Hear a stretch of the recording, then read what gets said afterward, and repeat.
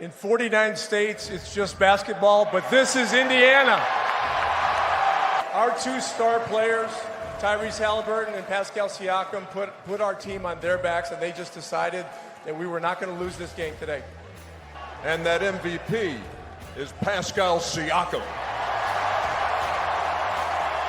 First of all, shout out Indy, man.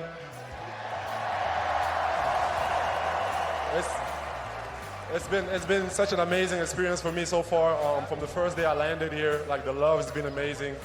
Chad, KP, just unbelievable, man. Like, you know, first class organization. And then tonight, sometimes the unexpected happens. And sometimes Thomas Bryant catches fire from deep. Yeah, Thomas, yeah! You're not going to have to worry about any questions about the team trying harder than you did tonight, because it was obvious, man. You guys did a great job. Congratulations. Look, you are the longest tenured member of this team. 10 seasons wearing this uniform. And now you're going to the NBA Finals, man. Tell me what that does for you. Woo, man, it's been a long time coming, man. Come on.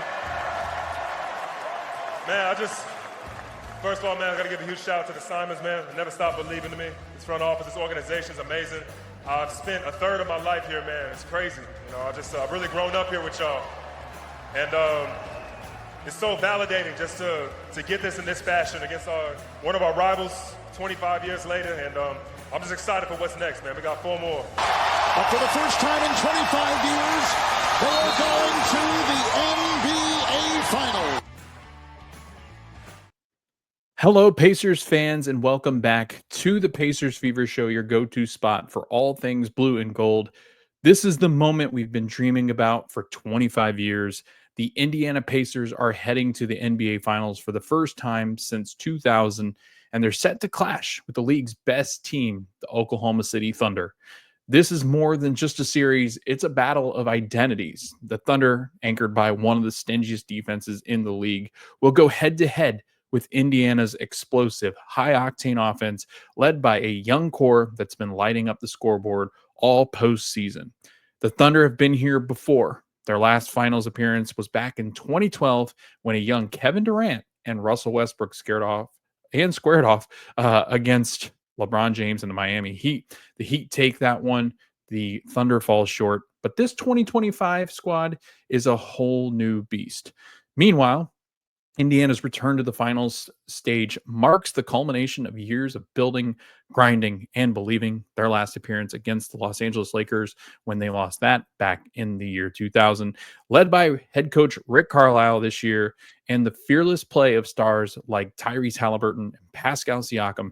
This Pacers team is hungry to bring a championship back to Indianapolis for the first time.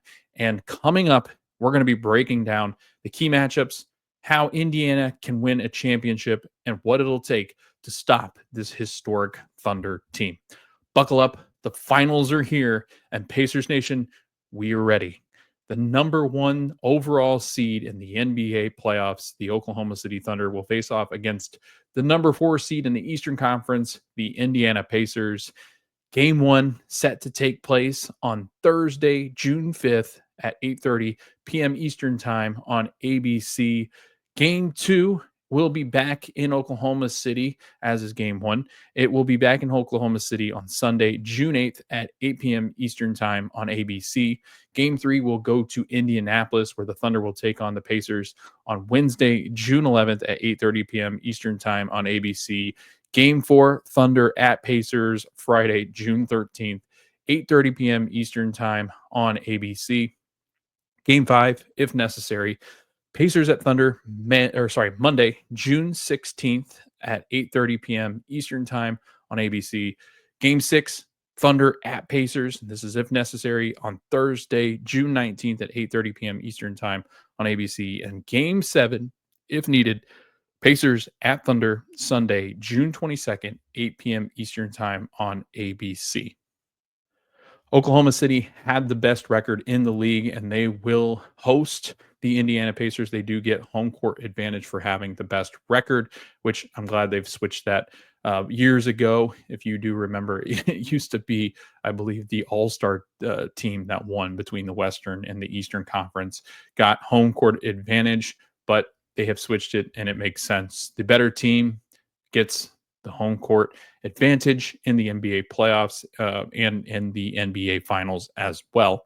So, that being said, Indiana has a very tall task ahead of them, as Oklahoma City is seen as one of the most difficult places to play. And to be honest with you, watching them play, it reminds me of a college atmosphere. And they've talked about this before in Oklahoma City. It's the Paycom Center. So those that are wanting to look up just the atmosphere or what that looks like, the Thunder are unbelievable at home and always have been. It provides such a lift because of one, how crowded that place gets. I mean, that place is massive. And it is constantly blue and white in the playoffs. They do that like checkered striped uh look in the stadium with their t-shirts. It is an electrifying crowd. It gives teams or it gives Oklahoma City such an advantage, and it destroys teams' confidence just because of how loud it can be, how hard it is to communicate in that arena. So I'm sure as the Pacers prepare for that they will be piping in music and crowd noise and all sorts of different things into St. Vincent practice arena, just because the Pacers are going to have to be prepared for that. That's one thing that I think that you got to take into consideration when you go into these loud environments, especially because this is going to be the loudest Oklahoma City Thunder crowd that you've probably ever heard, because they feel as if they have a really good shot, and not just a really good shot. Everybody thinks the Oklahoma City Thunder, this is their time. This is their championship to lose, and the Pacers don't really have a fighter's chance. I think everybody that I've listened to so far, and honestly, you're going to see this as Monday rolls around and everybody's predictions for the NBA Finals roll out, or whenever those might roll out, Tuesday through Wednesday. You're going to see this. It'll be Oklahoma City in 5 or 6.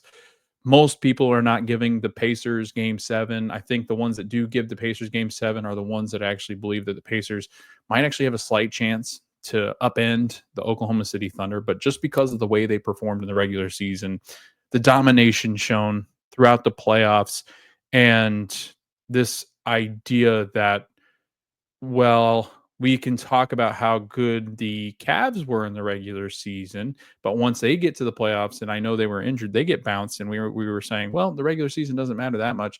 But here we are putting a lot of stock in the regular season mattering a ton, because Oklahoma City got 68 wins, and I believe we're only 5 wins away from tying the all-time record, which I believe was 73 wins. So again, there are a lot of things that are going to go into this Oklahoma City, I guess, avalanche of predictions favoring the Oklahoma City Thunder. It will be completely lopsided. Nobody will give Indiana a chance, I don't believe. If they do, it will be very rare, especially in the national media. But if you're a Pacers fan, we will talk you off the ledge, and I'll try to talk you off the ledge as much as possible during this preview. Do not get me wrong. Oklahoma City and the whole Thunder fan base and Thunder team, I mean, it is an incredible environment. It's an incredible team. They are historic for a reason. They are very, very good defensively, and they deserve to be in these conversations of one of the best teams that's played in a regular season of the NBA. That being said, there are some things that I'm going to bring up throughout the episode that I believe give the Pacers some favor in this series. And I believe personally that this is going to be a longer series, a competitive series. And once again, and Indiana Pacers fans, you know what this feels like, but I believe they are underestimating the power of friendship, as we will call it, as Oklahoma City Thunder. The players, they're very close, and Miles Turner made a reference in his post-game press conference about power of friendship, and that's how you build in the NBA now, and I believe him. I mean, these are two teams that are built around the team aspect, right? You've got a MVP and SGA on the other side, but he really does play as one of the more selfless MVPs that I've seen in years. And I think he and LeBron, I would say, are very similar in the way that they make their teammates better because of their abilities. SGA, again, not seen as a big prospect coming out of college. He wasn't seen as somebody that would reach these heights, and he has. He's proven everybody wrong, and we'll talk about SGA, of course, as we preview the Oklahoma City Thunder and talk about their team. But I think just starting there, of both teams are, and this is where they'll draw a lot of comparison. Sam Presti, Kevin Pritchard, Presti's Oklahoma City's GM, and then Kevin Pritchard, GM for the Indiana Pacers. There's going to be a lot of talk about how similar they are because of how they're built, right? And Pritchard's the president of basketball operations. I believe Chad Buchanan is the GM. So anyway, sorry. Just had to correct that. When I said that, it sounded wrong. I had to look it up. But the way that Pritchard and Chad Buchanan have built this team, the Indiana Pacers, and Sam Presti has built this team, the Thunder, and has built teams in the past, I think you get two of the best executive and front offices in the NBA in this series, which is really exciting. This gives hope to the smaller markets, right? You look around the NBA and you think about smaller markets and having to compete against Boston, New York, LA, Miami, right? It goes to show that you can do this through draft picks. You can do this through scouting and development, getting players that were castaways by other teams. The blueprint for both of these teams has been a little bit different in the way they've approached this, right? OKC's done it through more of the draft. Indiana's done it through the draft, but also castaways that teams didn't really want and didn't really think were part of their future. So the Pacers made them part of theirs. And it's worked successfully for KP and Chad. And it's been just a lot of fun to watch. And I'm sure that, I don't follow OKC a whole ton, but, I've got a best friend that his favorite team is OKC. And I think when you look at this series, you get an appreciation of how both of these teams were built. They bring in crucial pieces that are needed, but they don't have excess of resources like some of these big market teams do, and they've done it the right way. So as we get into this, that will be one of the biggest storylines, is how these teams are built, because they aren't the big hotspot destinations, but they're becoming that because of the players that they have on their rosters. And with Tyrese Halliburton in Indiana, SGA and OKC, these are very, very good basketball players, and different, but very good. And it speaks to just how well KP and Chad and Sam have done. So that will be the biggest storyline, I think, heading into it as far as off the court. On the court, the biggest storyline is, of course, going to be the best defense, and one of the best defenses historically in the NBA and its history, versus, over the last 2 years, one of the best offenses in the NBA and NBA history. I think when you look at it, it is, I saw a really awesome video online that called the Oklahoma City Oil, because it rises to the top as it sits on water, but do not count water out, as it will also make its way around and through different parts of oil that sits at the top of things. Science, I don't know. I can't explain this, but the reason why is they don't really mix, but they, kind of exist together in weird ways. So I think that's what you get with Oklahoma City and Indiana. And I'll try to retweet the video because it does a much better explanation of that. I butchered science. You can tell I probably didn't do too well in science when I was in school, but obviously water and oil do not mix. And that's the thing, right? It's going to be the biggest storyline of who wins, who prevails, better defense or better offense. And most people will say defense, because you can stymie an offense, and offense can't really do anything to the defense. But in the Pacers case, I'd argue that it might not necessarily be the truth.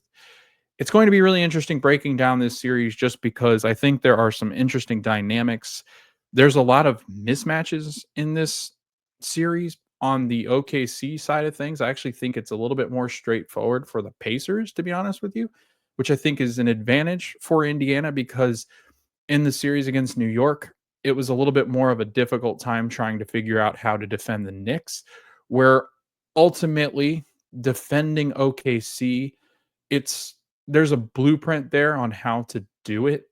Can you be successful in doing it is the real question, because SGA's ability to break down a defense and get into the paint is understood throughout the league, right? You know what SGA is going to do. He is not somebody that relies heavily on outside shooting. He wants to get into the lane. So as many bodies as you can get to the lane, the better, without allowing some of their really good perimeter shooters to get free. And one thing that I've really thought the Pacers have done well as they've gotten better defensively is taking away number one options in a way that you will let the number one do kind of what they want to at certain degrees, but you shut down the rest of them. So take, for instance, the last three series that they've been in, the Knicks have had more help obviously offensively, because you have Karl Anthony Towns, who's a 1A, 1B with Jalen Brunson, or he could be a 2 option depending, or even a 1 option when he's on the floor by himself. But he had other really good players in and around him. OG Anunoby, right? Mikal Bridges, really good shooter.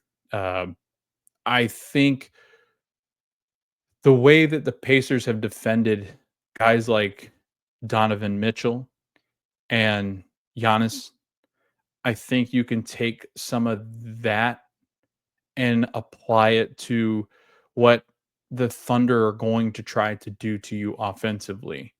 And by that, I mean forcing the number one to take difficult shots, to work to get to their shots. And if they make it, they make it, right? If SGA goes for 30 plus each of these games, it is not a death sentence for the Pacers, because they've been really good in their history in these last 2 postseasons as this group, as this core, of eliminating the number one and forcing the number two to have all the pressure. And I think it's going to be somewhat similar in the way OKC is going to defend Indiana, but OKC is a different monster on defense than the Pacers have seen this postseason. That being said, I want to get back to talking about what the Pacers can do defensively. And we'll get into that as the show goes on. So if you're joining for the first time, we do this on YouTube. There's a rundown and talking points where we have a list of things that we're going to talk about in each of the episodes, so that way you can kind of follow along. If not, if you're on the audio version, if you're finding this on whatever it might be that you listen to podcasts on, whatever platform, I will list out the different talking points that we go through. And this first one is the Pacers and Thunder finals. Obviously, we just talked about those two teams squaring off to one another. And we're now going to move on to the second talking point, because I want to leave that conversation about the defense for a later time in this episode. Because first, I want to talk about how the Thunder got there, because if you're a Pacers fan, you might not be following along too much. So I want to talk about the Thunder here right now for a little bit of this segment, just because you got to understand who you're going up against, right?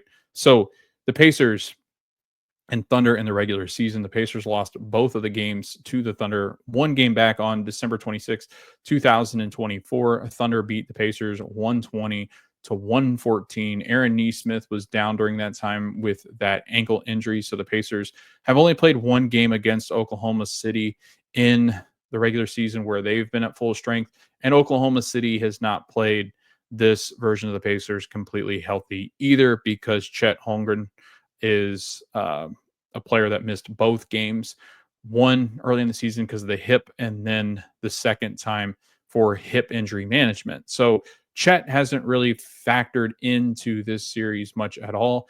And when players don't really factor in, it's really hard to decide how this is going to go. And they've progressed. They've grown in the postseason. I think the Thunder have grown in certain aspects.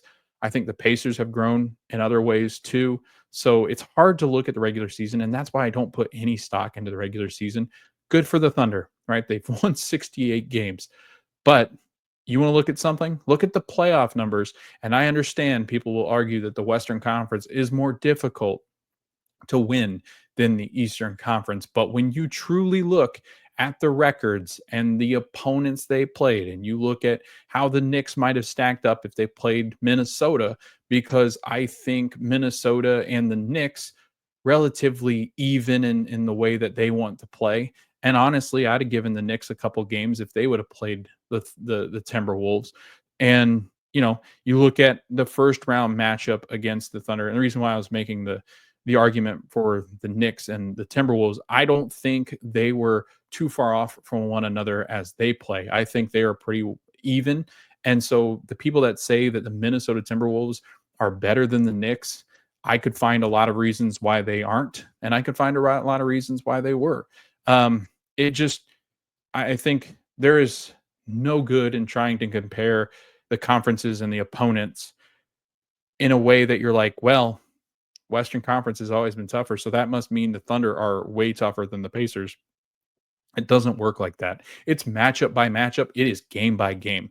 But if you want to play the game of comparison, look at what the Thunder have gone through versus what the Pacers have had to go through. So that being said, Thunder played the Memphis Grizzlies in their first round matchups and blew the Grizzlies out of the water. I mean, blasted through the Memphis Grizzlies. And Memphis was not a good team. They get swept by Oklahoma City. And to be honest with you, it was like the Cavaliers in the Heat series where it just never felt like the Grizzlies were much of a matchup against their number one seeds that they were having to battle against. So again, there's a lot of this discussion about the Thunder's experience, right? Because I think there is something in that.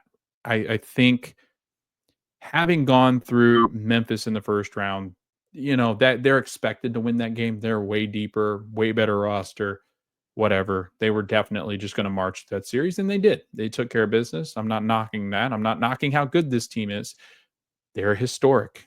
And when you look at how good they are defensively, they've been really good offensively too. But then they run up against the Denver Nuggets. The Nuggets series, and I watched every game of that Nuggets series versus the Thunder because I really did feel like whoever came out of that series was who the Pacers probably play in an NBA Finals matchup. And we're right. And I think if the Nuggets had advanced, the Timberwolves would have had a hard time with the Nuggets because of Jokic. But Jokic is the number 1 or 2 player in the league, depending on how you want to argue that, right? OKC obviously has the MVP, and SGA deservedly so. Got the MVP this year. He was the top player in the league. But if you look at the rosters, Jokic had a way harder time because he doesn't really have anything around him, right? Jamal Murray, healthy for some of the season, wasn't really healthy in the postseason. Michael Porter Jr., I mean, you look at a Nuggets team that was 6 deep, maybe 7 deep, like depending on if you throw Watson in there, if you throw it just, I don't really understand why people were like, well, now they're battle tested. Yes, they won in 7 games, right? They had a hard time winning on the road against the Nuggets. They had a very good time winning at home against the Nuggets. I think if you look at that series and you say, well, that was the ultimate learning test, learning curve, whatever it might be, to say that they now have the playoff experience that the Pacers might have, I think you're wrong. I just have a hard time believing that one series is more experience than the 3 series the Pacers went through last year, and now the 3 series they've gone through this year in very battle-tested kind of ways. The Pacers faced off against the Celtics team that ended up winning the NBA championship. The Thunder cannot say the same. They've never gone up against an NBA champion in the playoffs. And the Pacers had one of their best series they've had against that Celtics team for a sweep, you could say. So again, I don't say that they're not battle tested. OKC. I think they are not as battle tested as the Pacers. And I think if you look at it honestly, I don't care about injuries. I don't care about any of that kind of stuff because Oklahoma City went through Memphis. Like that's a number 8 seed. It's like playing a team that really doesn't deserve to be there at that point.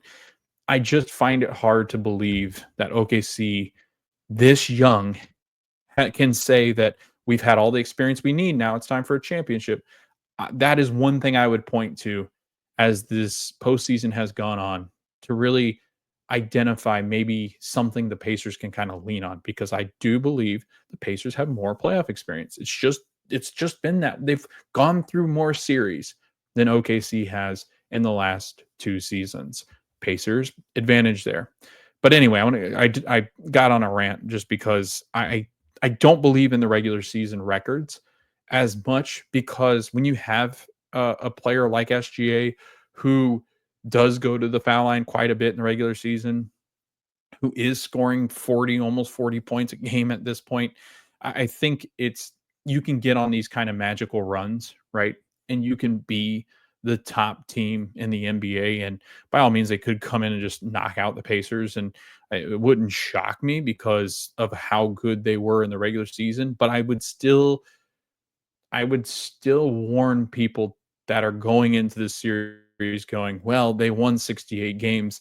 They were 29-1 against the Eastern Conference. This should be a cakewalk to the champion. I don't think it's that way. I really, again, I don't believe much in the regular season. I think your true test is when you get in the postseason and how do you perform when the lights are on, when the refs have a tight whistle, or when they're having a little bit more fun with the physicality as they are this year, which actually probably works against SGA more so than it helps SGA, the fact that they can be more physical. But the fact that the Pacers lost 2 games against Oklahoma City with both teams not being at full strength in those games, it's just a wash, I believe. I only bring it up just because there are certain aspects, obviously, that you can bring out of this. You can look at different things like different matchups and go, well, maybe that's not a good matchup or that doesn't really work. But again, December 26, 2024, the Thunder beat the Pacers by 6 in Indianapolis. Gilgeous-Alexander had 45 points, tying his career high. He shot an efficient 15 of 22 from the field and was perfect from the free throw line, sinking all 11 attempts. Indy found moments of brilliance with Andrew Nembhard leading the team with 23 points, Pascal 22 points and 10 rebounds, despite holding a 15-point lead in the first half. The Pacers could not contain Oklahoma City's surging offense in the fourth quarter. The Thunder's ability to execute in crunch time, capped by Gilgeous-Alexander's three-pointer with under a minute to go, sealed the win. Tyrese Halliburton was relatively quiet in this game. And then if you fast forward to March 29th, pretty quiet night there too. So obviously that's something I would identify if I'm looking at film going, okay, why was Ty, what happened in these games that forced Tyrese to not be as engaged in what was going on in the offense? And to be honest with you, we'll talk about the reasons why I think he probably is and could somewhat be in this series. I think the Pacers are going to have to do a much better job than they did against New York to get him loose. But again, we'll talk about that as the time comes. But yeah, March 29th, Thunder crush the Pacers 132-111. And once again, SGA had 33 points. Lou Dort stepped up and contributed 22 points on an impressive 6 of 7 from the three-point line. The Thunder's depth was on full display as Jalen Williams added 18 points, and this was all despite Chet Holmgren out due to an injury. Again, Indiana struggled to keep up with OKC's efficiency and pace. While Tyrese Halliburton scored 18 points, it wasn't enough to counteract the Thunder's balanced attack. I thought he was actually a little bit more, and I watched both of these games because I'm crazy, but I watched both these games and you can tell that Tyrese was in that weird funk in the first half of the season. So I don't really take much from that. I think that was back in that time when the Pacers were really scuffling back in December. And Ty was just kind of coming out of that weird malaise that he was in. And in March, obviously going to OKC, playing against a really hot team who extend their win streak to 9, I believe it was, with that win over Indiana, with just their dominance. And I just feel like the Pacers were just not good that night, but played their first quarter and a half pretty well with OKC. And then OKC breaks it loose because of the 3-point shooting. And when you have a hot night from a guy like that, when he shoots 6 of 7, it's really hard to contain that team. And again, it was just not a good night against the best team in the NBA. Pacers didn't have it. But if you go back and look, the Pacers just, weren't really playing that well and really let OKC dictate what was going on. But things like that happen, right? I would not say that it's so hard too, because like I said, regular season and they only play 2 games against one another. And both times, none of them were at full strength. So it'll be interesting to see how they adjust. And I say, people are like, well, in the second game, only Chet was missing. So that must mean the Thunder really crushed the Pacers. But when you insert Chet, it does change things from a defensive standpoint with Oklahoma City. And we'll talk about what I think the Pacers can really do to try to cause issues with playing a 2 big lineup, as many teams have tried this against the Pacers. And it's just the way that the Pacers play, it does not usually benefit to play 2 bigs against them. And I think OKC knows that. And I think Daigneault will change the way that is happening in the game and in the series. I think that you'll see more minutes from their bench to try to cover up that somewhat flawed part of their defense, because I feel like that would be the only flaw in this defense with how good they've been. But we'll get into all of this fun stuff as we shift our attention, right, to this next talking point, and that's going to be the Thunder's numbers. So I'm going to go ahead and talk about the postseason numbers, because when you get this deep into the playoffs, the Thunder have now played 16 games in the playoffs, and I feel like it's a better tell of what's happening with these teams rather than going back to the regular season. So these are the playoff stats so far, and they've played 16 games. The Oklahoma City Thunder have. They swept the Grizzlies. They went to Game 7 and beat the Denver Nuggets 4-3, and then they beat the Timberwolves 4-1 in the Western Conference Finals. So they have handled their business pretty well. That being said, I want to get into just the numbers and what those look like, because they're a little bit different than what you've seen maybe in the regular season from some of their players. And in particular, I want to start with SGA.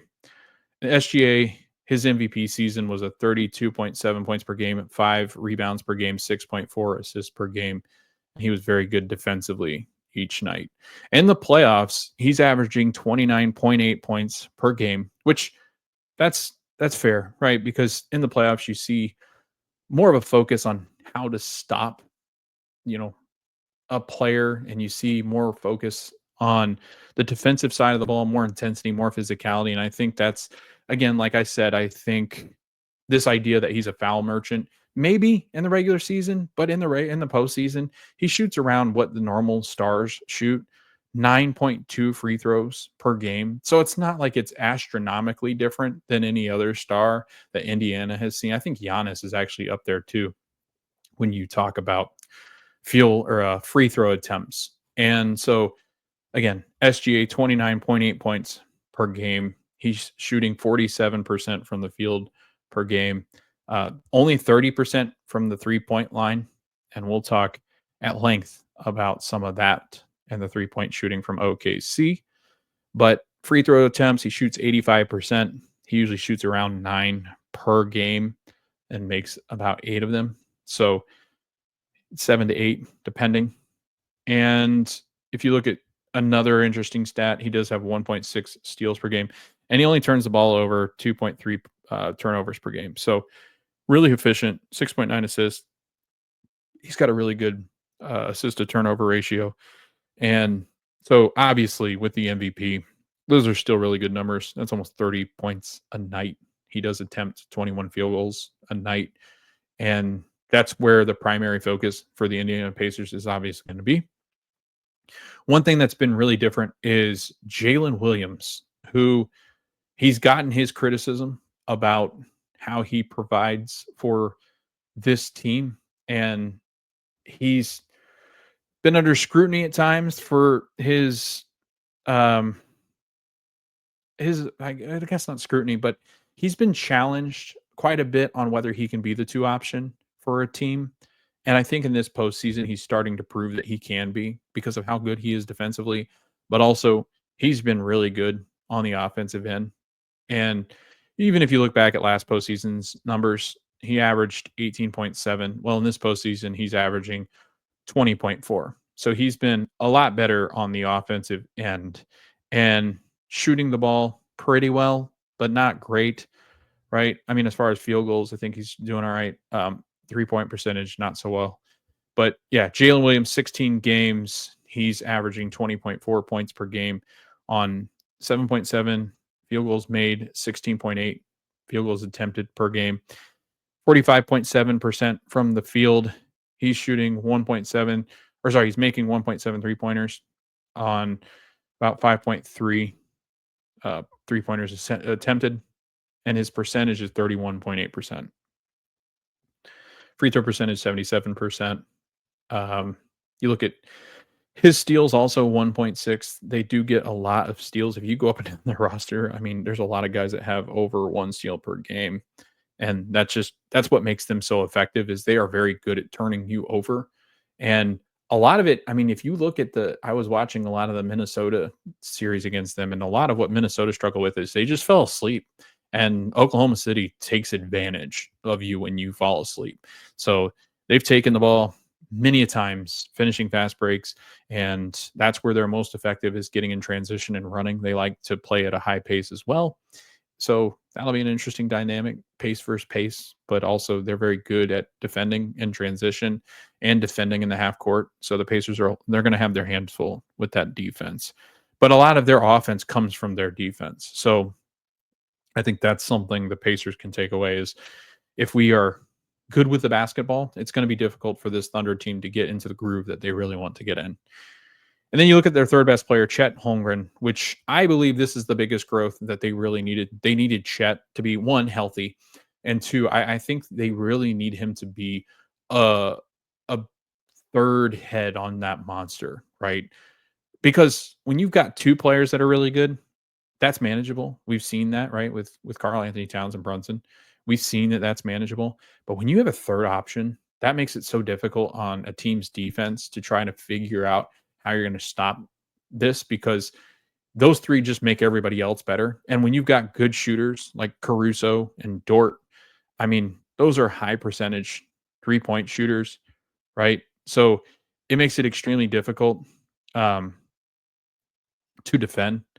And at times, I think and Dort's been less of a 3-point shooter in the playoffs than he was in the regular season, but it's still, they've got 3 guys that you really have to worry about around the other 3 that can knock down shots. And so that's something the Pacers are really going to have to focus on when they play the Thunder, because again, those 3 have been so good in the playoffs that it's going to be a challenge to try to defend this team. And the Pacers do not want to get into a shootout, because ultimately I think that their defense will without. So I just, Chet Holmgren, again, like I said, 16.4 points per game.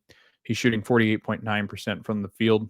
He's shooting 33% from 3, and he'll usually attempt around 4 3-pointers per game, makes about 1.5. And free throw percentage, 75% from the free throw line. He rebounds it really well at 8.6 in this postseason. He doesn't turn the ball over much at all, 1.1. J-Dub, 1.6. That's what they call Jalen Williams. And Chet's blocked 2 shots per game. He's very good at getting to a shot late. Like, he's very good at what Miles does, where he gets to the ball and pins it to the glass. He's very good at that. So you've got to be very aware of where he is on the court at all times. And he's become quite a rim protector, even though he doesn't have tremendous strength. He's got good size, but I still think that his frame is somewhat manageable. It's not something that's going to overpower you, but I think you've got to be very aware of where he is because he likes to rebound. He likes to get in there and muck things up, block shots. He's very athletic for a 7-foot big man. So you've got to be very careful there. His size and length can cause issues. And then after that, Isaiah Hartenstein, 9.2 points per game. Again, more of the garbage kind of scoring, right? Where he loves that little floater lefty thing that he does in the paint, which the Pacers had a hard time with him last year. Some when he did that, where he kind of gets into the middle of the paint and throws like this little lefty floater looking thing, hook shot, like a semi hook shot at the rim. And Turner's going to have to figure out how to defend it because I think that's going to be his matchup. But ultimately, I actually think it benefits the Pacers because Isaiah Hartenstein is not somebody that's going to shoot a three. He's not attempted a three. So I think that'll benefit Indiana because it allows the Pacers, when he is on the floor, to not have to leave the paint. And Miles Turner being in the paint can be a problem for their guys that like to get to the rim. So that is one thing I think OKC is going to have to address. I just don't feel like playing a lot of minutes with Hartenstein and Holmgren out there is going to be effective. I think you've got to find a way to get Caruso in there and Dort in there, Case and Wallace to make it a smaller lineup. And I think Indiana will struggle more with that because then they'll have Miles Turner trying to defend there. And he'll probably have to guard Chet just because of the size. And I we'll see how that works. But again, that's where a big mismatch is coming for Indiana too. If Daigneault decides to adjust those minutes like he has been, where he's been giving Caruso more of those starter type minutes as well as Dort and Case and Wallace. So that's kind of a run through of the postseason stats, I guess, for individual players that I want to go through. Obviously, Caruso's a good offensive player off the bench. He's averaged 8.8. Dort, 7.8. Wiggins, 6.1. Case and Wallace, 5.4. Isaiah Joe, 5.2. So they get a good amount of production off their bench as far as scoring is concerned. You typically, I mean, Caruso can have those games where he blows up, and so does Dort. But the others, not so much. Like, I don't worry about those other two going nuclear. Caruso can have his 18 to 20 points a game every once in a while, I think. And Dort obviously torched the Pacers earlier this season and can shoot the three. But again, their point totals are pretty similar, I think, to what the Pacers can provide. And we're actually going to talk about that next. So I want to transition because I've been listening to a lot of previews already and a lot of discussion from Thunder podcast because now I'm listening to Oklahoma City Thunder podcast. So I was listening to Locked On Thunder. I believe this is where it came from. Locked On Thunder. They were talking about the Pacers, and I get it. I have a hard time speaking directly to what OKC is going to do and how they're going to do it, but you get a sense of what they've done all season. So we try to talk about it, and I try not to, in these podcasts, until I've seen a team play, I try not to pinpoint exactly what they're going to do because things change. Matchups are different. And I think it's hard to try to figure out how they're going to match up against the Pacers and how the Pacers will match up with them at times. But I love, I love on other podcasts, they were talking about what they say. Oh, they said that Tyrese Halliburton is not that great of a scorer. When he's scoring, yes, he is. when he wants to be active, yes, he's a very good scorer. It's about being passive, I think, was what the conversation should be. I love this. This is really funny to me because this has been every single preview. This includes CBS Sports. This includes ESPN, TNT. Anybody that's tried to talk about this Thunder Pacers thing that I've noticed, and even on X, they keep saying that the Thunder are deep and that the advantage is how deep the Thunder are. I don't think you've watched the Pacers quite enough because that is also a huge strength for the Indiana Pacers. So let me give you some stats that hopefully if you're a Thunder fan, or, I'm not trying to speak ill. I'm just trying to get you to understand that what you think is a Pacers weakness is not a Pacers weakness. I don't think you understand that. And actually, the Thunder have gone more to like an 8-man rotation. I like when they keep saying, well, he'll play 9 or 10. Yeah, most teams that have great depth would, because the Pacers do the same thing. The Pacers do the exact same thing. They play their really good 8 players, 9 players, and then every once in a while they'll get a 10th player in there. It's the same exact thing. And to be honest with you, the Thunder lean a little bit more into their bench than the Pacers do, but the Pacers bench has been better offensively than Oklahoma City's bench in these playoffs. So let's talk about that. The Pacers in 16 games played, both teams have played 16, both teams have won 12, and both teams have lost 4. So pretty fair, right? We played the same amount of games. Let's talk about these stats for the Indiana bench first. The Indiana bench averages 16.4 points per game. Indy's bench averages 35.4 points per game on 48.9% shooting. They do only attempt right around 10 3-pointers per game at 9.9. The Pacers shoot 34.2% from the 3-point line.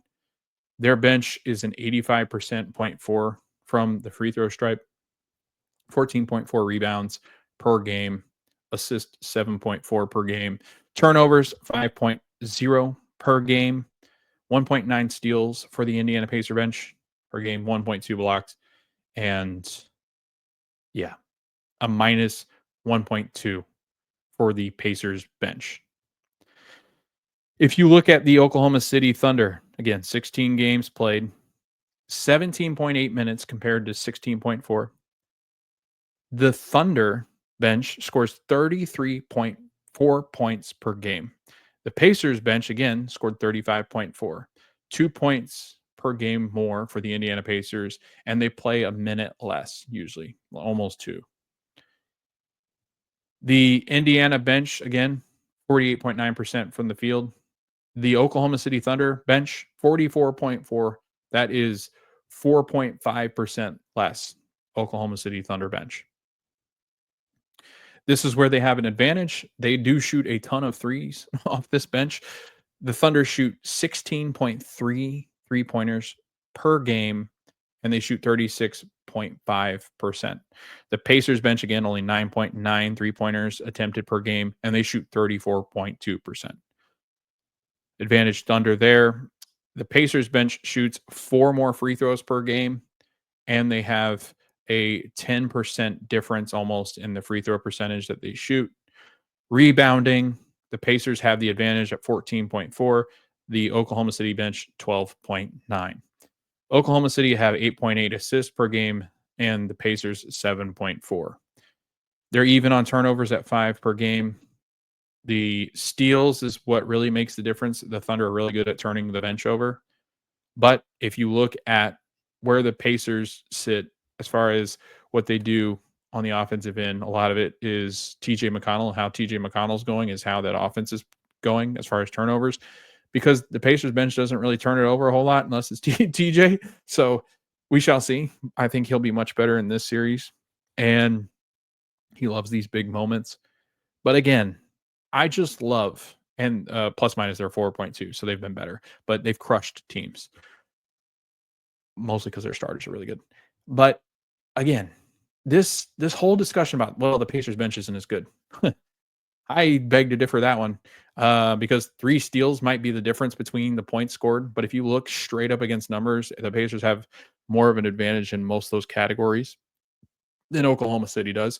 And guess what? The Pacers have played 10 regularly. The Oklahoma City Thunder have shrunk their rotations at times to 8. So this idea of the Thunder play more people, the Thunder are deeper, the Thunder score more, the Thunder are a better bench, I don't buy it. I am not buying, I'm selling, because the stats don't say so. Go look at them in the bench. I mean, people are like, well, they played a harder team. Well, objective. So there's that. I think it's funny that people don't understand how good the Pacers' depth is, because that's always been a real strong suit for Indiana. And again, they do have moments where they go quiet, but this last series against the Knicks, they've come alive.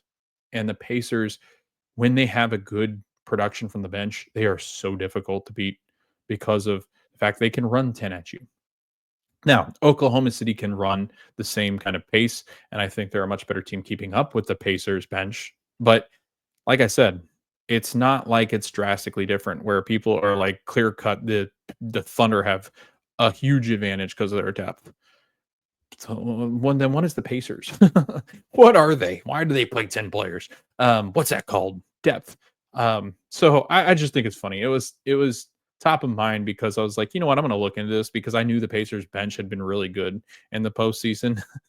And then I looked at the stats and I'm like, no, this needs to be shared because I don't want Pacer fans to start fretting because they're like, well, they said Oklahoma City's bench is like through the roof good. And well, so is the Pacers. If Oklahoma City's bench is through the roof, the Pacers are through the sky.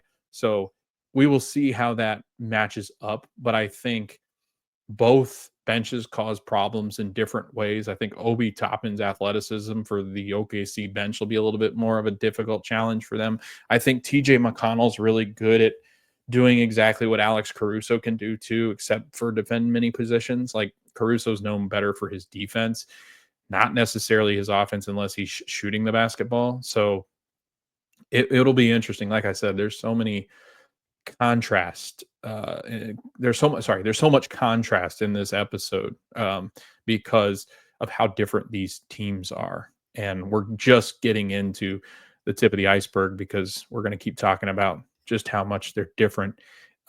Pacers, right? If you talk about the postseason, I did want to go through Indiana's stats because I still think, again, they're going to come in as heavy. Actually, you know what? I'm going to look at I'd actually have Hard Rock bet, which I know is probably a little bit more skewed just because Hard Rock only gets Florida bettors in other weird states. But I wanted to look to see Indiana and OKC. Okay, so the opening line for Thursday night game, the Pacers are a plus 9.5. The Thunder are favored at minus 9.5 in that game. If you take the money line, it's negative 450. But I wanted to see, how do I get to? I got to go to the futures. Hold on. I want to see what they have as far as the odds to win the series. Total games. So this is Hard Rock. This is probably going to be a little bit different on FanDuel and stuff. But the Pacers, Oklahoma City under 5.5 games. Minus 135. There we go. Oklahoma City Thunder versus Indiana. When will the series end? No, I don't want that. Winner. There we go. The Oklahoma City Thunder on Hard Rock are a minus 700 to beat the Pacers. That might be one of the most lopsided odds. I would be interested to see what are the most lopsided odds for a team to win an NBA championship. That might be pretty up there. Like, I think they said in the history of the NBA, there's not been, or like when a number one seed's been in, like the lowest seed they've ever played is like a 3 and the 3-1, or I don't remember what the exact stat is. I'm gonna have to pull that up. But basically, if you're below a 3 seed, you don't win the NBA finals. Like, that's just not happening. So it'll be interesting. I got to find that stat at some point. I'll retweet it and I'll tag people. No, I'm kidding. But winning percentage, both of them, again, 12-4 in this postseason. Pacers have averaged 117.4. The Thunder 117.1. So very close, like neck and neck on how much they score per game. Field goal percentage. The Pacers are top of the postseason at 49.7%. You have to go all the way down to number 4 at 46.4% for the Thunder. The 3-point percentage, the Indiana Pacers lead in the 3-point percentage category at 40.1% from the 3-point line. The Oklahoma City Thunder are 13th in 3-point shooting in the postseason at 33.6. That's a big difference. And Oklahoma City averages about 4 more 3-pointers per game than Indiana does. So it's not like it's real significant. So, I mean, you look at those numbers, that's a huge advantage if the Pacers can continue to shoot at such a high clip. And I think they're going to have to shoot more threes, honestly, in this series. But the way that they shoot them, I mean, obviously away games at Paycom is going to be very difficult in the Thunderdome. But I've got confidence because the Pacers have just been, for 2 seasons now, so efficient. And I mean, it's not unheard of now for their guys to shoot 50% in the series. It's just the way that it's been going. I mean, that's how hot they are right now shooting the basketball. Free throw percentage, the Indiana Pacers at 79.8% in the postseason, OKC 79%. So slightly better at the line are the Indiana Pacers. This one, defensive rebounding, 4.4 or 44.3 for OKC per game. Pacers, 39.6. Obviously, we've known that. That's been a big advantage for every team is the rebounding. Pacers team assist, 28.1. OKC, 25.3. They're in third. Turnovers. This is big. OKC, 11.8 turnovers per game. Pacers, 12.7. I feel like game 5 at the Garden really hurt the Pacers. They turned the ball over a ton. But again, the Pacers have had a hard time on the road compared to at home. But that being said, the Pacers really don't turn the basketball over, and neither does Tyrese Halliburton. So that'll be something to watch during this postseason, this finals. Steals 10.8 for OKC. That's where they get you. That's where they cause a lot of problems. They will turn you over, take the ball, and run down the floor, and then they're back on defense and defending really well, and it's just a nightmare. Like, you get put into a blender sometimes with this OKC team. And I would be shocked if one of these games ends up being a Thunder win by like 15 or 20, because sometimes the Pacers, like when they kind of unravel, they just unravel completely. So would not be shocked if one of these games end up being that. But again, if you cherish the basketball and you hold on to it and you've got great possession stats, you have a really good chance to win the series, because that's what OKC relies on. OKC relies heavily on their defense to create momentum and offense. So that's something that I think as these days go on, and I'm sure the Pacers are probably watching film today, I'd imagine, and they're starting to prepare for Oklahoma City. And then tomorrow they'll do probably film and some run through already. I feel like you've really got to emphasize hanging on to the basketball, getting the rebounds. Because if you do that, I really do think you've got a really good shot to win against Oklahoma City. So that was a run through of the Pacers stats, Thunder stats, and how they compare. Again, if you look at it, Pacers, slight advantage if you're just looking at postseason stats in some of the categories. They're very slight. But that being said, I feel like there's some categories there that you can really look to find some positive in what is going to be a media storm, no pun intended, for the Thunder. Lineups and rotations. The Indiana Pacers are going to start Tyrese Halliburton, Andrew Nembhard, Aaron Nesmith, Pascal Siakam, Miles Turner.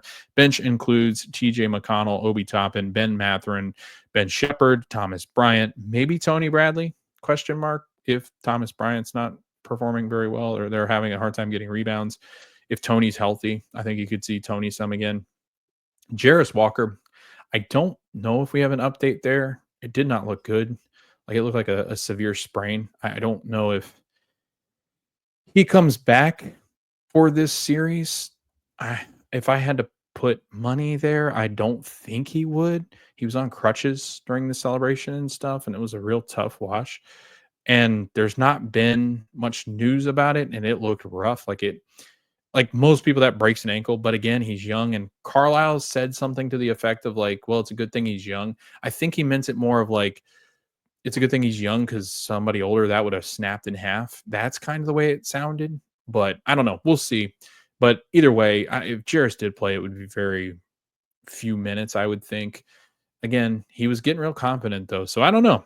We'll see. We'll see what happens with Jarris, but I don't believe he'll have much of an impact, if at all, because of that injury. Thunder lineup.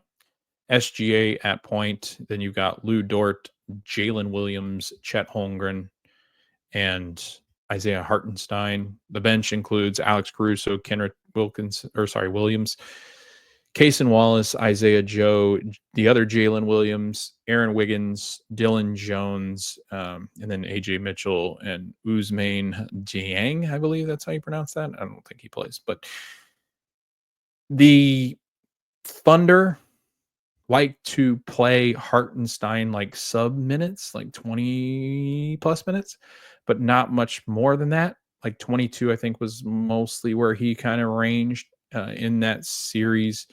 Let's just look at the stats. Isaiah Hartenstein, 23.9. So yeah, like fringe sub/starter minutes for Isaiah, but it usually ends up being where they go more to a small ball lineup in the end of the game.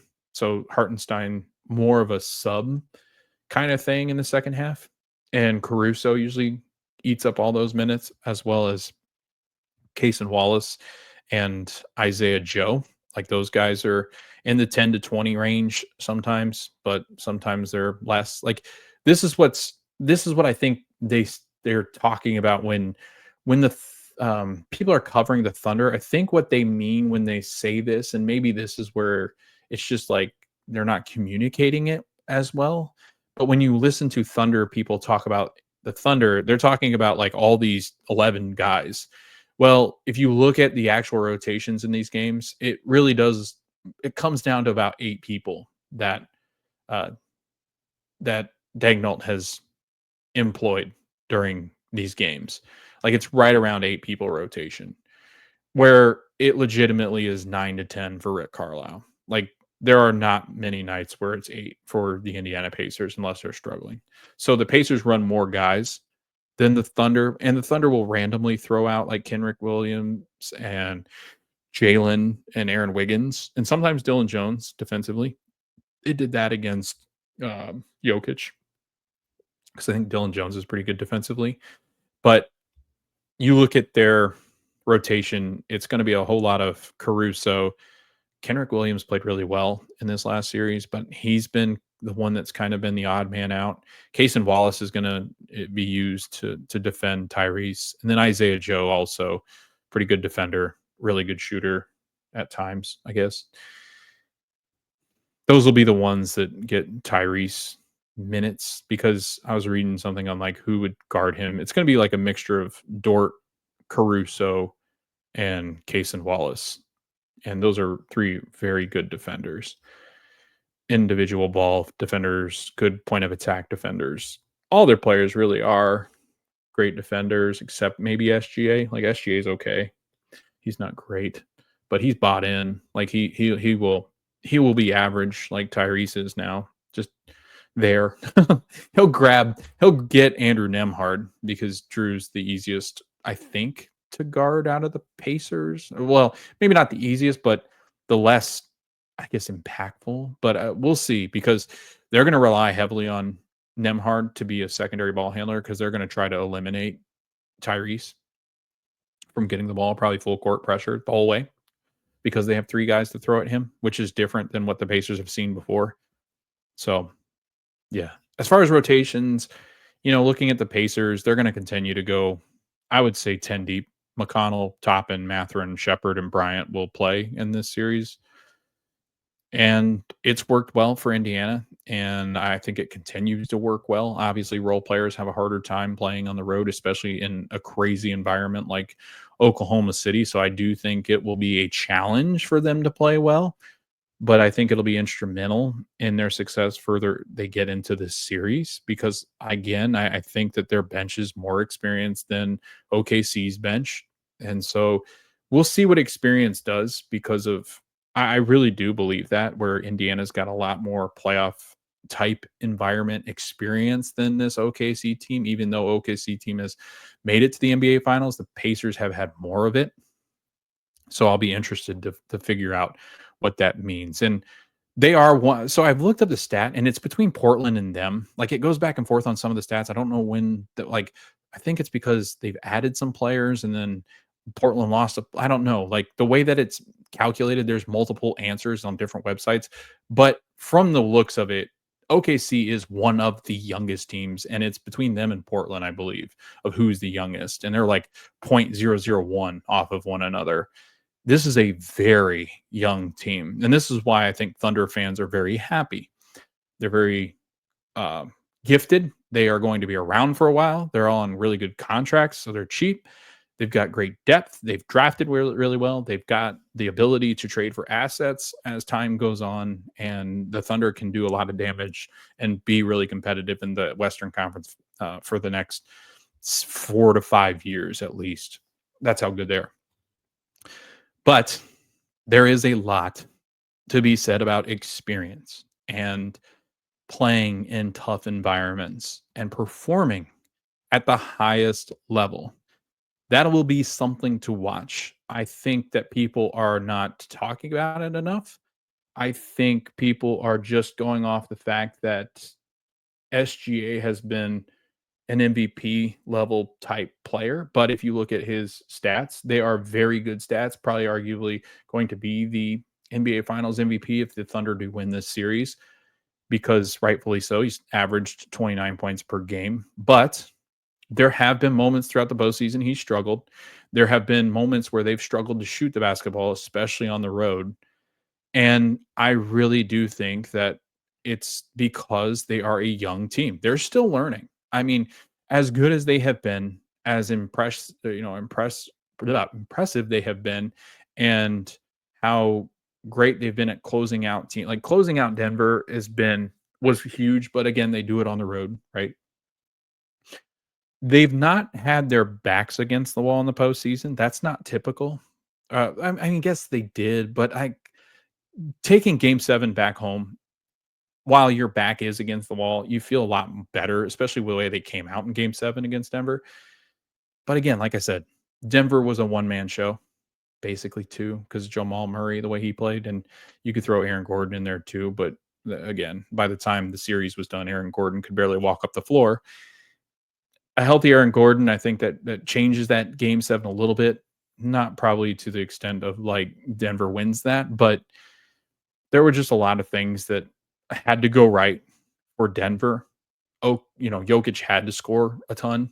Jokic had to be the second best player in the world to be competitive, where the Pacers don't really rely on that. They don't have somebody they need to just be an absolute juggernaut and score 30 plus points. Now, that being said, they do need Tyrese Halliburton to be involved, but I think he will be much better in this series. And as time goes on, Tyrese is learning. But I do think there is a good argument still that exists that you can make that OKC is still a very young team. How would they respond on the biggest stage in professional basketball? How would they respond if Indiana put a run on them? If Indiana came out and won Game 1, or if they went back to Indianapolis tied at 1-1, what would OKC do? Right. And obviously, I think they're built well enough to where they would respond, but you still don't know with a young team and their sample size. Right. So, my argument to this, and people always go, well, the Pacers aren't much more experienced. Yes. But I just want to solely focus on OKC for this argument because it's the same thing that applies to the Pacers. Like, I can say the same thing about Indiana, but I also don't think people are saying this about OKC, where I think it needs to be said, especially from the Pacers side, to kind of give you an idea of how maybe the Pacers can win this, because I don't think it's as clear cut as people are making it out to be this series. And I've said that multiple times throughout this episode. But if you look at the lowest, also the amount of NBA service time on average, the Thunder have like the second lowest as well. Pacers are like 10th, 9th or 10th, I think. So they're not that much, but like a year is definitely a difference. But also the run that the Pacers had to go through last year to get to where they are this year. If you look back at history, the Pacers have gone through the triumph and then the fall, and then they're back into the triumph. Do they fall again? Where the Thunder have all they've seen. I mean, you could argue last year that was the failure, but they got bounced early, right? And again, yes, there are learnings and lessons from that, but like, who's learned the bigger lesson? Has it been the Pacers or has it been Oklahoma City Thunder? And I think that's what you're going to figure out in the series is I wouldn't just say that Oklahoma City is going to smash in the Pacers' face. I do believe that and I get why there's an advantage thrown to Oklahoma because it's so difficult to play in Oklahoma City, and that defense has been stifling. But what does happen when they are faced once again with adversity? I'm interested to see how they respond. If they respond to it well, like Pacers get out to like a 10-point lead in game one for some reason, or if the Thunder come out and just absolutely beat the hell out of the Pacers in the game, then I'm like, okay, they're real. But again, with the small sample size of just last season and now this postseason run where they weren't really tested by Minnesota, like I didn't think they were ever really in jeopardy there. I didn't think they were ever really tested at all by the Grizzlies. The only test came from Denver, who had the second best player who basically, I mean, when you've got something like it's kind of like playing Giannis, it happens, right? You're going to lose games because he's one of the best players in the world. But now they're up against a team that's got all the parts, right? There's so many parts to this Pacer team. It's not as shallow of a team as these other teams. Now, Minnesota, I think, has good depth, but you also had, inconsistency from Julius Randle. You have inconsistency from Mike Conley Jr. Like, if you look at the Pacers team compared to the performance by the Timberwolves, and you look straight up at some of what the Pacers players provide over Minnesota, I think you could make the argument, obviously, that the Pacers are a much better, well-rounded team than Minnesota. And so, again, I just don't think this is more of a toss-up, I believe, this series than what people are stating. And we'll see what happens in game one. I'm interested because in the first two games, if the Pacers don't get one, they obviously have to go home and win at home. But you got to eventually get one, right, in OKC. So I'm looking for the Pacers, one of their best punches, and this is where you can really get a team, knock them off balance. And I've got confidence that Rick Carlisle can throw things at teams that just confuse them because he's done it multiple times against like LeBron. I think that Rick, with 4 days in hand, can come up with something that's just weird and have to, because all you have to do is win one game of these first two, and all of that pressure goes on to the Thunder. All of it. We've seen what happens with the Knicks. Win one game at least, and you put that, all the burden on that other team. So that's big, right? We'll get into keys of the game, but I think you can do that with a young team. You can come out and hit them first, and you can wobble them. So we'll see. It's a very good team. They've got really good veteran help in Alex Caruso and Hartenstein, but everybody, and SGA too, but the rest of them still trying to learn this league. So if you can frustrate them, which I think Indiana can, we'll see what happens. Series X factors. Okay, so I picked one player from each of these teams to be a Series X factor. The person I believe is the X factor for the Oklahoma City Thunder is Jalen Williams. The reason why I say that is he's got to perform like a number 2 option, like he has been in the postseason. But if he slips underneath that 2 option where he looks more like a 3 option and Chet Holmgren is kind of a 2, maybe a 3, I do think that you're opening up a real good chance for the Pacers if you don't get that same kind of production you've been getting from Jalen Williams. I think he's got to be really good on the offensive end, and he's going to be good on the defensive end. He's a really good defender.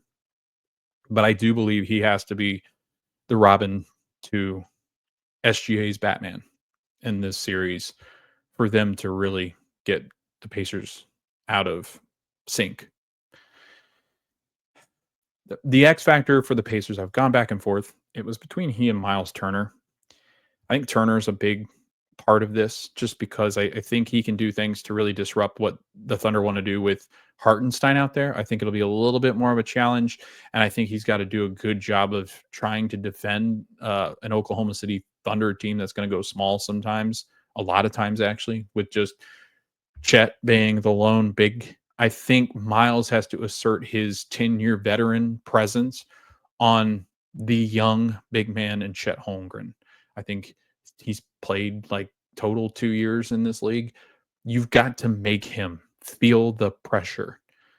Do not let him get comfortable. Like, you've got to make him so uncomfortable that he doesn't become a third option. Because I think if you eliminate both of them, that could be big. But Turner is not the X factor because I believe, and this one's like an easy out, but I think it's so true because we've seen what happens when he's not at his best.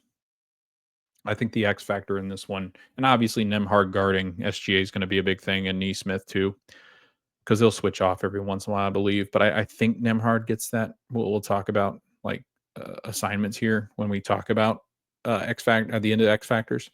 But yeah, I believe the X factor there, Tyrese Halliburton. I think he has to be assertive. He has to be that guy that takes 15 shots a game. I really do believe that. If you're going to win an NBA championship, your best player has to take shots. I think getting him going early is best. I think getting him going towards the paint and getting him to the rim is the best way to start that. I know he likes to shoot threes to try to see what that rhythm's going to look like for him. But so much is all it's really crazy. Like when he misses his first shot, he really does tend to lean into, oh, I'm just going to distribute then because I don't have it tonight. Just keep shooting it, right? I mean, you're a star player. You're playing with what people will consider house money. So just shoot, get to the rim, force their defense to try to stop you, because when they do, you have been very successful. And when you go over 20 points, you've lost maybe 4 or 5 games the whole season. So, including these playoffs, you have to be involved. It is time to take that step into the next part of being a superstar, because I think you are a superstar. But I think what Tyrese has to do is he has to look for his. As much as we emphasize team basketball and swinging the basketball, the reason why it's effective moving the basketball is because he's getting involved in the offense and trying to score. And then when he can't score, he's opening up other things because he's trying to score. And they've talked to him about this. I think that's what he's really got to hone into. And I really do. I think he's going to have really good defensive matchups. So you're going to have to do things to try to free him up, which I don't think Carlisle did very well in game 6. I think that's one of the big critiques I had is you knew that Mikal Bridges was going to pick you up 60 feet down the court, and you did nothing to try to alleviate the pressure on Tyrese Halliburton, except in the same spots that he normally operates in. And honestly, I thought the Knicks did a really good job in the first half before Tyrese started getting going, but that was because the Pacers was just getting out and running. But when you're not able to get the ball and out and get out and run, which you might not be able to as much, obviously, against this defense, I think you'll still be able to run some. But I think you have to set him up to where you're crossing guards and you're getting mismatches, or you're having a small guard like Nemhard screen his guy and you both take off running down the side. I think that's what the Pacers are going to have to do to free up Ty from some of these really great defenders like a Jalen Williams, Cason Wallace, and Lou Dort. I think that's what it'll be essential. That's why I think it is. I think those are the X factors, and it kind of leads into, I missed a point on the rundown of talking about strengths and weaknesses. I think the strengths of the Pacers are efficient shooting, getting out and running and scoring quickly in the shot clock. Again, like I said, true shooting percentage or effective shooting percentage of over 70% when you get a shot in the first 8 seconds of the shot clock. I think you've got to try to do the same. I know it's not as easy against the Thunder, but again, you're going to have to play your pace. And your pace, although Thunder like to run a lot and like to play their pace and can keep up with the Pacers' pace, I still think the Pacers have another gear that the Thunder can't quite operate with. If you attack their point of attack defenders quickly and don't let them get set, they're less effective.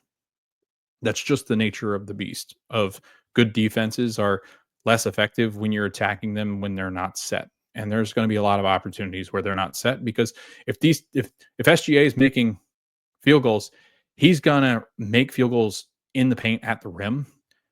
He's going to be under the basket quite a bit. And Hartenstein, same thing, under the basket quite a bit. Chet around the basket quite a bit. Like if they're getting in the paint and scoring, you just run, right? You get out ahead of them because they're stuck in the paint together. That's just what you have to do. And they like to get to the paint. So I think you've got an advantage of where you can get a quick step on an outlet because they're all trying to get into the paint to score. Another strength of the Pacers, I think, is their bench. I think their bench can be better than Oklahoma City's bench. I just do. I think they're going to score more points. They're going to put more pressure on that bench's defense, and I think that they've got the advantage there. Another thing is the Pacers will have an advantage and strength in just really harming teams that try to go double big. They're not. If you're the Pacers, you're going to try to get Isaiah Hartenstein out of that lineup as much as possible. And then when they throw Caruso out there, who can at times guard a 4 and 5, I think Pascal Siakam would have an advantage if Caruso is trying to guard him. He'll try to guard Turner, I think, because I think that's where you can try to hide Caruso somewhat. But Caruso's a really good defender, so obviously he'll be guarding Tyrese. But like if he needed a spell, he could easily guard Tyrese or Miles, and he probably rebounds a little better than Miles. But I think the Pacers have to take advantage and eliminate Hartenstein out of this series because Hartenstein's a good offensive rebounder and he causes some problems around the rim. I think you can eliminate that pretty quickly if Turner's hitting his shots. Another strength, I think, is just the Pacers are the more experienced team. There's no other way to slice that and dice that. They're the more experienced team in this situation, not by a long shot, but they've run up against the Celtics. They've run up against a championship caliber team. While they didn't win any games, I thought they performed pretty well. They've run up against the Knicks, who are a very good team as well. Cavs, 60 win team. Yes, dinged up and injured, but I still feel like, that's a good team. And then Giannis, who's third best player in this league. So again, the Pacers have been through it where I still question some of the Thunder's road to, not that they shouldn't have won, but like I think they have had it pretty easy. They've not had a challenge yet in this postseason, except for the Denver team that felt inevitable that the Thunder were going to win that series because of the depth and the Nuggets' reliance upon just one player to take them through. And it didn't work out because they figured out how to somewhat stop everybody else. But I thought the Thunder gave them quite a punch. And I think that Pacers team is a lot deeper than the Nuggets. So I think that's where the Pacers have some strength. The weakness is obviously going to be at times this team can get stagnant with the basketball. And if you get stagnant with the Thunder, it's just going to be hard to score. Like the half court offense is still suspect at times. And I feel like the Thunder's strengths really play into that. So let's talk about the Thunder strength because, and the other weakness is Indiana's rebounding. It's a common thread throughout their last two postseason runs. They just don't rebound well. They don't have the personnel to do it. But when you talk about weaknesses, I mean, the Pacers getting to this point don't have a ton, and neither do the Thunder. I think if you look at the Thunder strengths, defense, obviously, causing turnovers, winning the possession battle because of how much you take the ball away from other teams is a strength. The depth is a strength. It might not be as A+, I think, as the Pacers is, because I do still think the Pacers have the better depth. It is a problem because they do run people. I think their pace is a strength as well as the Pacers. A different kind of looking pace than what the Pacers do. Pacers a lot of ball movement, and the Thunder a lot of somewhat ball movement, but mostly SGA getting to his danger zones for the defense. And another strength I think of Oklahoma City, they're gonna rebound the basketball pretty well. And they've got a lot of fight. I mean, they really do. They go after the offensive rebounds. Sometimes they don't get them, but I think they've got that. And then they've got three really great defenders in Dort, Caruso, and J-Dub. So those are some strengths. I think the weaknesses, I think there's a reliance upon SGA too much at times. I do think that's where they get into some trouble. And then their three-point shooting has not been good in the postseason. And that's a relief for the Pacers because I feel like coming off that Knicks series, you're like, oh my gosh, like, boy, do they shoot the ball well. I feel like there's even a little bit of a decline here where the Pacers are going to be a little less worried about having to chase people off the three-point line, but a little bit more worried about them trying to get points in the paint and moving the basketball and trying to not get stuck in on SGA because they can shoot threes, but like they have just not hit at a very high and efficient level. They'll shoot a lot of them. So maybe that's where they make up for them because Indiana doesn't shoot as many. But I really do think the Pacers can challenge them. And to be honest, like SGA, one of his, I think, areas of improvement that is still, he does not shoot threes very well. He's not a very high percentage 3-point shooter, and especially in this playoffs, like Minnesota, when they were defending him, and Minnesota's a good defensive team, they were basically living with him shooting 3-pointers. Like, all right, if you want to try to shoot threes contested, go ahead. Like, we'll more than happy to let you stand out there. So I think that's an advantage for Indiana because they don't have to worry about that as much. And so then you just have to worry about him trying to get into the paint. So can the Pacers build a similar looking wall that they've built for guys like Giannis, right? So I think that's a big key in this series. And speaking of keys, let's get into keys to the series. Pacers, key number one, and this was key number one, I think, last time, steal game one. I think I said steal at least one game in New York in the first two, but you need to steal game one in Oklahoma City. I think if you want a real shot to wobble them, if you steal game one, that puts a lot of pressure on them in game two. And I want to see how they respond. I still think we're looking for how this team would respond to true adversity. Like, going 1-0 down is not a great feeling. And I think Indiana could do that on your home floor. Not a great feeling.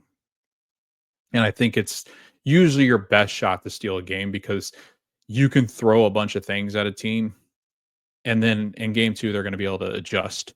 But in game one, you can throw them a big curveball, and even not just a curveball. Like, the first game is a feel out, especially Eastern versus Western. It's going to be a big feel out game. I do feel like both teams are going to struggle somewhat because, again, you're trying to get an understanding of your opponent. You've only played them twice. You don't really play them a whole lot. You don't really focus on them a whole lot. You focus on your conference opponents a ton. You play them 4 times, and then you have to worry about the postseason. Whereas at best, you play 9 games against this team all season, where you could play upwards of 11 versus your own conference, even more with the play-in, or not the play-in, the in-season. So this, again, it's going to be a feel-out session in game one. And I think the Pacers' key, I think stealing game one is really important. Number 2, Tyrese Halliburton getting free. Obviously, don't let them pick him up 94 feet. Get him away from some of these defenders. Let him get the offense going. I think that's going to be a big challenge. And relying heavily on Nembhard. Nembhard's got to be great in this series. That's why I almost picked him as the X factor too. He's got to be a good primary ball handler when Tyrese can't do it. And I think he struggles at times to do so. But he's got the skills. He turns the ball over some, and he gets a little stuck in what he's trying to do and dribbles out of it, where he's just got to be that great passer, get to the lane, dish, drive and dish, right? 3, attack before Oklahoma City has a chance to get their defense set. Again, point of attack, defenders don't want to be attacked when they're not ready for you. So as many times as you can throw punches at them while they're trying to get back in transition, the better off the Pacers are going to be. Contain SGA, and by this I mean keep him right around that 25 to 29 mark. If you can do that, you would have a very good chance. Can they do that? I don't know. The Pacers have never really proven to be able to stop big guards, or not big guards, but like big time scorers like that. And he's got a little bit of size advantage if Nembhard is guarding him. If it's Nesmith, then I think you've got a case. I'd be interested to see how Nesmith's ankle's feeling, because if it's not 100%, there's no way he's going to be guarding SGA. Number 5, spread the floor and move the ball. I think one of the ways you can beat a really good defense is if you move the basketball and relentlessly, because you will tire a defense out. I don't care how good a shape they are in or how much depth. If you move the basketball, they will just break down. It's just how defenses work. There's not really ever been a defense you can't wear out. So I think you test that theory, right? I think you can move them and put them in awkward spots. And if you can attack SGA, right? Get him into foul trouble. If he gets into foul trouble, this team's in trouble. SGA, not really known that well for his defense. He's a good defender. He's fine. But I think he's an area where you could attack him. Spread the floor and move the ball as much as possible, because that's going to cause so many issues for them, right? Number 6, turnover battle. It's really going to come down to who can turn the ball over less. I really do think that. I think that's what this series comes down to. Who's going to get the ball more from team, and who's going to turn it over less? The Thunder have proven they can get the ball away from teams. can the Pacers figure out and not fall asleep and protect the basketball? If the Pacers protect the basketball and stay right around that 5 to 10, like, I don't think the Thunder have a chance to beat the Pacers. But again, that's so reliant on them being, I mean, great each of these games, because the Thunder are going to probably force them to turn the ball over in double digits most of these games. But if they don't, I like the Pacers. Thunder, keys to the series: Tyrese elimination, throwing those 3 bodies at him. It's going to be a real challenge for the Pacers. Like, this is another area where it's going to come down to, can Tyrese get involved? Because he's proven sometimes he cannot get involved, and the Pacers are not good when he's not. So we'll see. That's their number one attacking point. And that's what the Thunder are going to do. They're going to throw 3 bodies at him. Can Tyrese handle each of them? That's a big test, huge test. And that's why I'd lean a little bit more of this series being longer, just because I think the Pacers can win games. I think they can. Can they do it enough times? Because the Thunder are going to throw everything at Tyrese Halliburton on the defensive end. Nembhard, primary ball handler. Again, he's got to be good. But if he's not, you can really take advantage of the Pacers. And he's had some challenges at times. And I think against the Cavs, he really did have a challenge against them. And I think if the Thunder take away Tyrese, it's going to be up to Andrew Nembhard. And you kind of want that to happen if you're the Thunder. Number 2, limit transition points. The Pacers like to get the ball out of the basket and run as soon as it goes through the hoop. The Thunder are really good at transition defense. So just stick to what you do well. Defensive pressure, I think, putting as much pressure on the shooters like Nesmith, even Pascal and Turner, if you can take away their space, but also just face guard and hound Tyrese Halliburton all game, they're going to have a good chance. Number 4, get to the shooters. Like I said, don't let them get space. They are very effective everywhere around the court. Do not let them get open. Number 5, protect home court. Again, this is where the Knicks have gone wrong. The Cavs went wrong. They did not protect home court in those first 2 games, and the Pacers took advantage of it. And I think the first time ever that a team has been the underdog and taken the first 2 games at both Cleveland and in New York, which is wild. Oh gosh, if they did that in the NBA Finals, I'd faint and die. It would be, it'd be insanity, but they won't, I don't think. The Pacers win the series if. So what can the Pacers do to win this series? Pacers win the series if they contain SGA. If they get him below that 29 mark and Nimhell exist, or Nesmith hell, whatever you want to call that, I think they've got a good shot. Obviously, if you contain their best player to below his average, you're going to have a good shot. But if you don't let him go for 35, 40, I think you've got a good chance. Number 2, you got to hit shots. This is a really good defense. They're not going to allow you a ton of opportunities. Now, that being said, and I haven't brought this up yet, their defensive pressure can be good, but it can also hurt them at times. OKC, younger team, they're going to be all up in the grill. But if the Pacers can isolate and distribute and move the basketball, and they start to beat the Thunder, when you play that high pressure, when you get screened, that can also leave you exposed, because you're trying to fly out and show and try to put as much pressure as possible. But sometimes that pressure can be bad if you're not staying with your man as well. And if the Pacers do a really good job of putting in a lot of actions to get guys open and they're getting free, that's going to put a lot of pressure on a defense, because they're going to try to recover. And then when they try to recover, they're going to be out of position. So try to make them recover as much as possible, because again, the more actions, the better for Tyrese, the better for that Pacers offense. And really, it just forces you to move. That transit idea of just when you move, they move, the basketball moves. So I think you just got to keep moving. Really, honestly, if you're struggling getting the ball half court, just keep throwing double screens. Throw a double screen, screen, right? Get Tyrese off the ball, get him into actions off the ball, screening with double bigs. Just get the ball moving, people moving. And I think you've got a key to success for the Indiana Pacers, and then play their pace, right? So the Pacers need to play at their speed, which is breakneck speed. And I know the Thunder are good at defending that.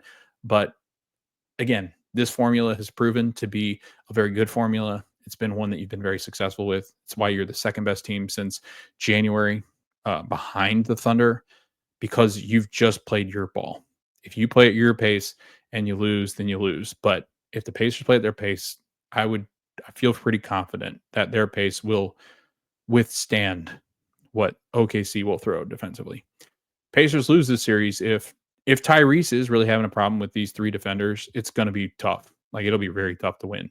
If Tyrese is averaging 10 points a game, 12 points, like, that's going to be tough for Indiana. And it's possible. Like, they've got three defenders. We've not faced a lot of teams that have had three defenders they can throw at them. Number two, if Chet plays like a big three option, we're in trouble. It'll feel very Heat-esque. And then number three, if the bench lacks production from Indiana, if Indiana's bench just gets into this stymie where they can't create anything, and that's, it's possible with how good defensively OKC is. I think that it is possible for the Thunder to cause the bench problems. And when the bench has not been very good, the Pacers really just don't stand much of a chance, because that's what they rely on is bench scoring and bench depth. And, there's a reason why they don't have 2 30-point scorers. They rely heavily on everybody to be involved and everybody starring in their role. And not everybody, but like a majority of them starring in their roles, 4 to 5 of them. So that's the one drawback about not having an SGA character. And we have something similar to a star player at times, like Pascal Siakam. When he's scoring 30 points, like that's good, but like, it's been every other game pretty much. So, every other game we get a superstar, but it's been the games where Tyrese has been taken out of the offense where it's just got ugly, and you can't let that happen in the finals. Like, you just can't. I think they'll come out hungrier. I think they'll come out with a better plan of getting him free, because they know what's going to happen. If they don't, that's on Rick. And I think that, you're looking at Indiana really struggling if Tyrese Halliburton's just not involved.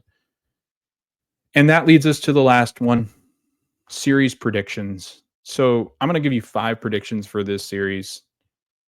I think that Pascal Siakam averages 22 points per game in this series.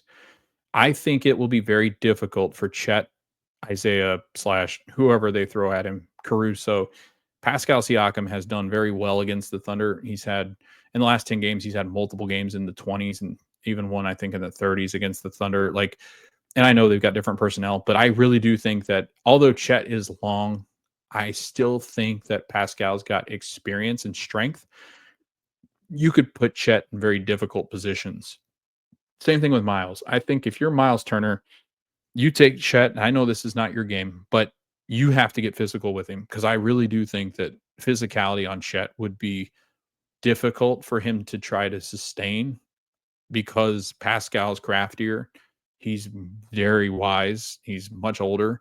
I think, too, you look at Miles, I think same kind of thing. I think he's got more experience, obviously. I think that he's got a good chance to impose his will on Chet, should he have to guard him, too. My prediction, again, 22 points for Pascal, just because I'm interested to see how the Thunder deal with him.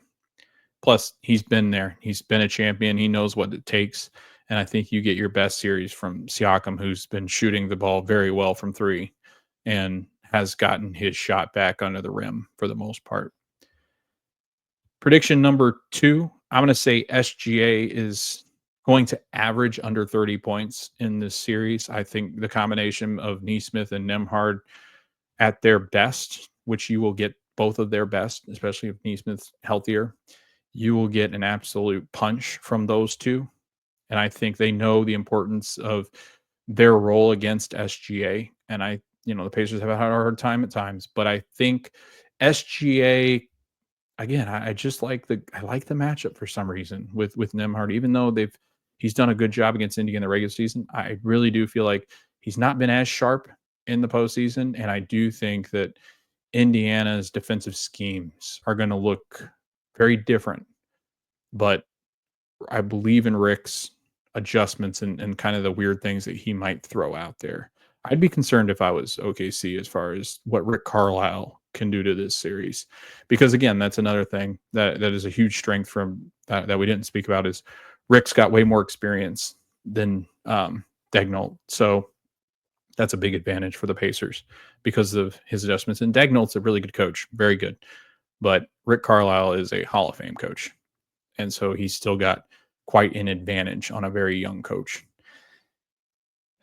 Prediction number 3, I'm going to go with Obadiah. I'm going to go with Obi Toppin.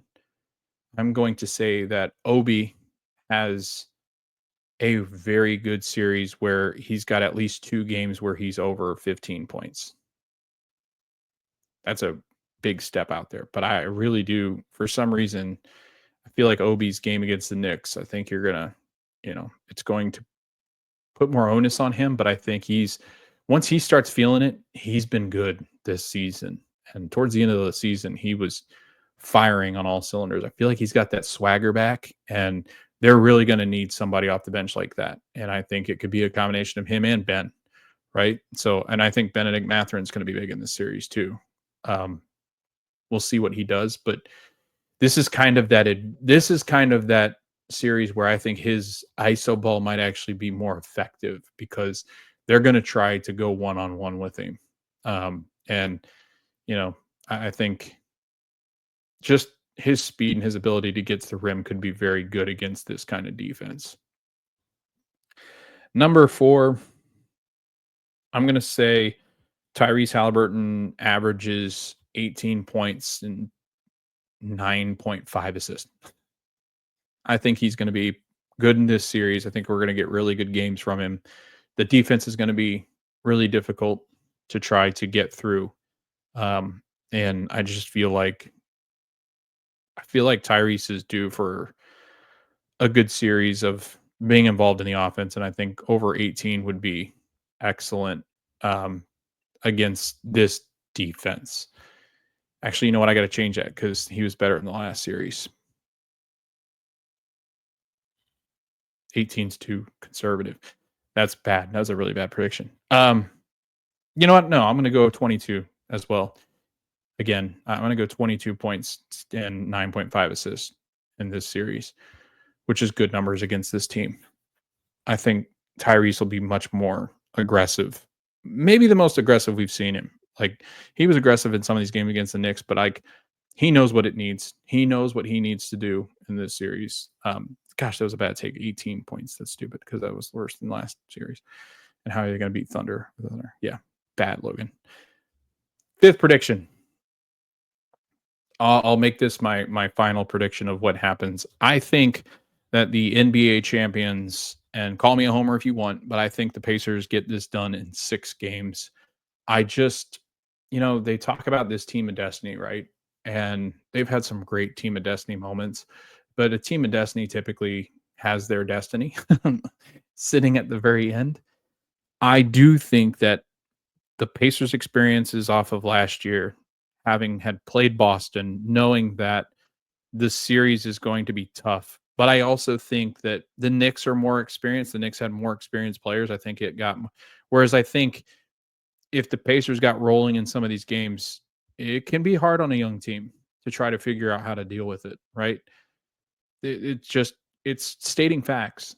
I'm not trying to say that, that they couldn't come out here and sweep, because who knows, right? I think it's such a toss up, and I really do think it's so even compared to what people think, that I really do think that Indiana has a good chance here. Because again, I have a hard time buying that the basketball gods just gift a very young team like this, who has not really had any kind of adversity. Like, they've had one, right? They haven't had the opportunity to really bail out on a series where they've just, last year they'll be like, well, they got beat last year. I just feel like they were such an inexperienced team that kind of was meant to happen. And I feel like they're going to win a championship with this core, but I do think Indiana's they just got it, right? It's so hard to explain what it is, but I think the intensity that a series will take, I think the fact that they do present more of a problem than Denver, who caused problems for OKC. I think Indiana, obviously aside from the Joker, I just feel like an overall team, right? The sum of parts team that has so many moving parts and pieces that can take you out. I think OKC will struggle some with them. And I just have confidence in this Pacer team. I've not strayed away from that. I've picked Pacers in 6 in all of them, I think. I'm going to say Pacers in 6 in this one, right? Close it out at home. I do think they get one game here at OKC. I think they win game 3 and game 4. I think game 5 will go back to OKC with the Pacers up 3-1. I think OKC wins that one. And then I think the same kind of thing, Pacers win game 6 at home to win their first NBA final trophy championship. And I could be wrong. And a lot of people are like, well, you're wrong. Well, I guess we'll see, right? Got to wait till the games are played. And you could come back and laugh at me if the Pacers getting absolutely swept because everybody was so high on them. And who knows, right? Could happen. But I just don't know. I've got so much confidence in this Pacer team. I've got just a strange feeling that this might be the year.